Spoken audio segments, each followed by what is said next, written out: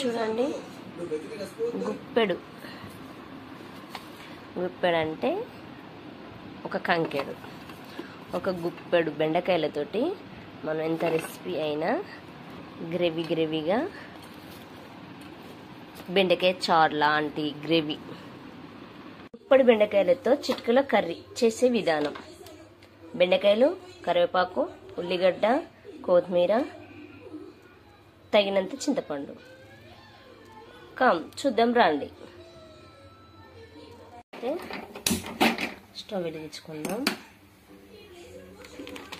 Oil, పప్పు, onions, పసుపు,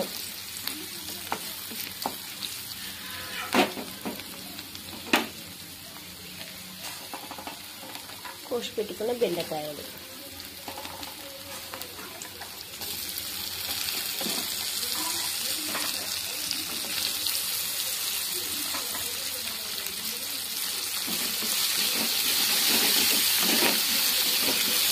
బెండకాయ కూర చిటికలో రెడీ అయింది. ఎమర్జెన్సీ కావాలి అంటే కనుక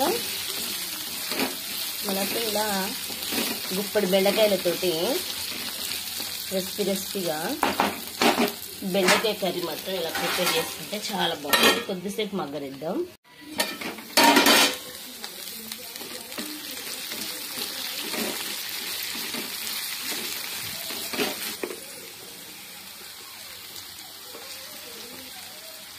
ధనియాల పొడి, స్పూన్ కొబ్బరి పొడి, ఇష్టం అండి, స్పూనే కావాలని ఏం లేదు, ఇంకొక 2 స్పూన్లు కూడా వేసుకోవచ్చు తగినంత. 1 స్పూన్ ధనియాల పొడి ఇలా వేసి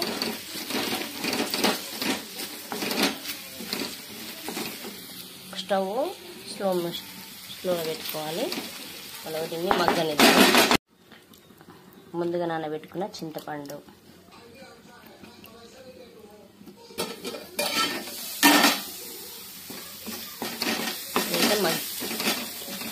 మగ్గింది.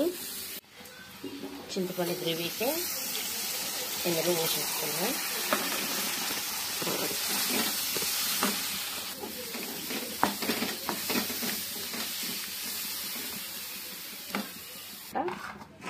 తర్వాత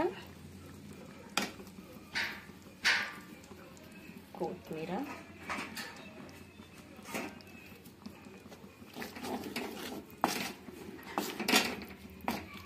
కొంచెం పులుపు అనిపిస్తే, మీకు కొంచెం తిక్కుగా ఉంది అనిపిస్తే, కొంచెం పచ్చగా కావాలి అనుకుంటే కొంచెం ఎసరు అనేది యాడ్ చేయవచ్చు. ముక్క కూడా ఉడకాలి కదా. ఓకే, బెండకాయ కూర అయితే రెడీ. బెండకాయ పులుసు అన్నమాట. ఓకే, కొద్దిసేపు మగ్గనిద్దాం.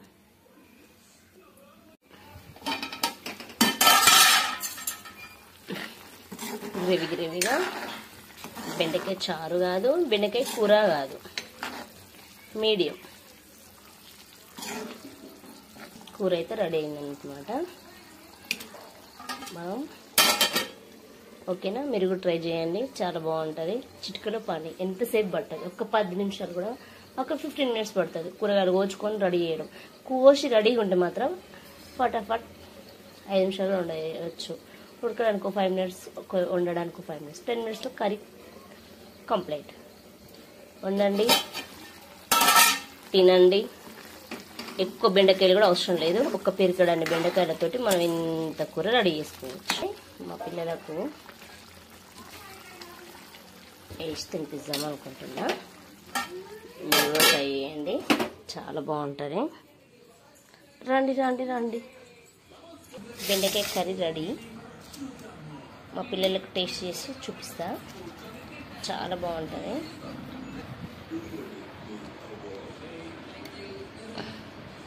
ఎలా ఉందిరా?